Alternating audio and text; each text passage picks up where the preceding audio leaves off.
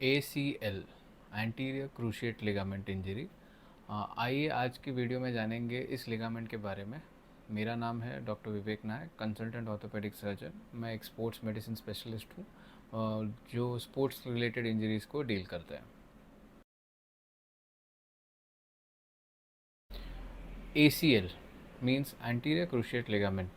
ये घुटने के उन 4 लिगामेंट में से एक है जो स्टेबिलिटी के लिए इम्पॉर्टेंट रोल प्ले करता है, और it is the most common ligament जो इंजर होती है स्पोर्ट्स खेलते वक्त। ये लिगामेंट यूजुअली एंटीरियर से पोस्टीरियर डायरेक्शन, मतलब सामने से अंदर की तरफ जाता हुआ लिगामेंट कहते हैं। बेसिकली ये जो लिगामेंट आप दिख रहे हैं वाइट, इसको मार्क किया गया है, ये सामने से पीछे की तरफ जाता है। अगर हम यही क्रॉस सेक्शन में देखें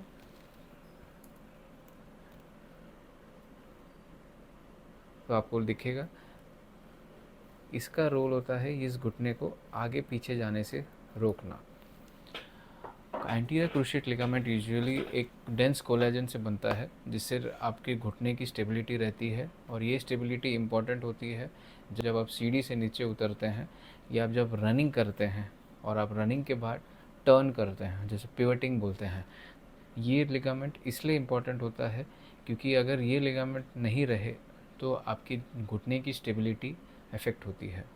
इफ़ेक्ट होने के साथ साथ ये इंजरी कैसी होती है, जैसे हम कोई स्पोर्ट्स खेलते हैं, जब कोई किसी ने एंटीरियर जर्क दिया और ये लिगामेंट टूट गया, होने के कारण पेशेंट को दर्द, सूजन और घुटने में अनस्टेबिलिटी जैसी फीलिंग आती है।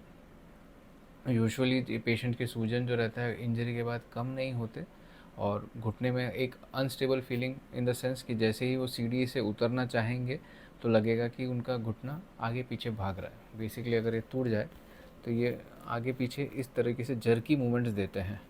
ये जर्की मूवमेंट से साथ में आजू बाजू के जो टिश्यूज़ है उसको भी हानि होती है, जैसे मेनिस्कस होती है, हमारे बॉडी का कुशन जो होता है उसके फटने का डर होता है। सेकेंडली, जब ये आगे पीछे फ्रिक्शन होता है तो कार्टिलेज वेयर आउट होने के बाद ऐसे ऐसे डिफेक्ट्स बोन पे आना शुरू हो जाती है। यूजुअली ACL लिगामेंट जब इंजरी होता है, 3 टाइप के इंजरीज हम यूजुअली कॉमन होता है। एक, जब वो लिगामेंट बीच से टेयर हो जाता है, जो कोलेजन या फिर फाइबर्स होते हैं, अगर बीच से टेयर हो जाता है, यूजुअली ये कभी हील नहीं होता क्योंकि जॉइंट में फ्लूइड इतना रहता है कि वो एक दूसरे को एंड को अप्रॉक्सीमेट होने कभी देते नहीं हैं। अगर ये हाई डिमांड पेशेंट्स है, जहाँ पे अगर यंग पर्सन है जो स्पोर्ट्स खेलता हो या फिर उसको डेली एक्टिविटीज़ में ट्रबल होता है, तो ऐसे पेशेंट्स को हम यूजुअली कभी सजेस्ट नहीं करेंगे कि वो conservative line of management prefer करें। अगर यही 60 अबव एज है और ऐसे लिगामेंट टूटा हुआ रिपोर्ट में आता है बहुत से MRI करने के बाद, तो उस लाइन में हम पेशेंट को ब्रेसेस और फिजियोथेरेपी एडवाइस करके थोड़ी एक्टिविटी मॉडिफिकेशन से ट्रीटमेंट ऑफर कर सकते हैं, जहाँ पे कंजर्वेटिव लाइन मतलब बिना ऑपरेशन के ठीक किया जाए।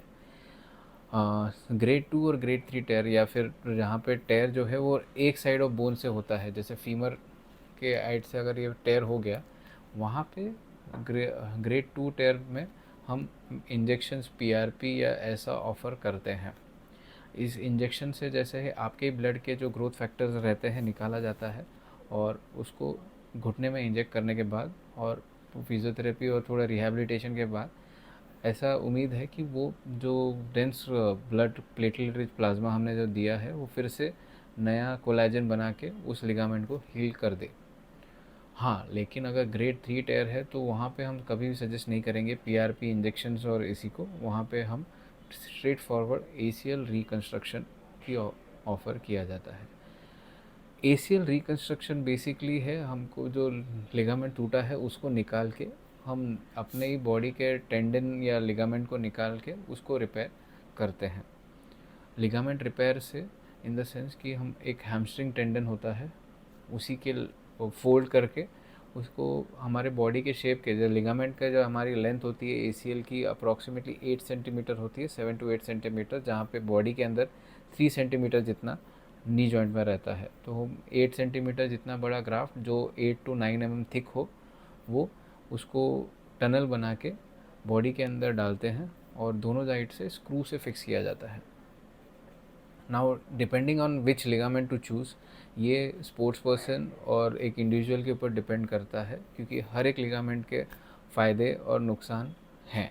तो द चॉइस डिपेंड्स ऑन कि what is your professional work, आपके एक्सपेक्टेशंस क्या है, आप क्या चाहते हो ये सर्जरी के बाद, उस पर डिसाइड होता है।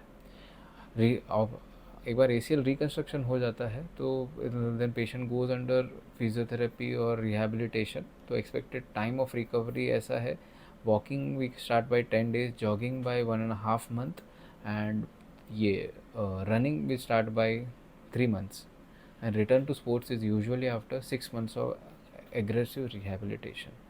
अगर आपके पास भी कोई ऐसी क्वेरी है जहाँ पे आपको भी सर्जरी एडवाइस की है और आपको लगता है कि एक सेकेंड ओपिनियन लेना चाहिए, तो ये हमारा हॉस्पिटल का व्हाट्सएप नंबर है, आप उस पर ज़रूर फॉरवर्ड करिए। Will get back to you for आप विथ एन ओपिनियन। और लगता है आपको टेली कंसल्टेशन करना है तो वो नंबर पे ज़रूर अप्रोच करिए, will get back to you.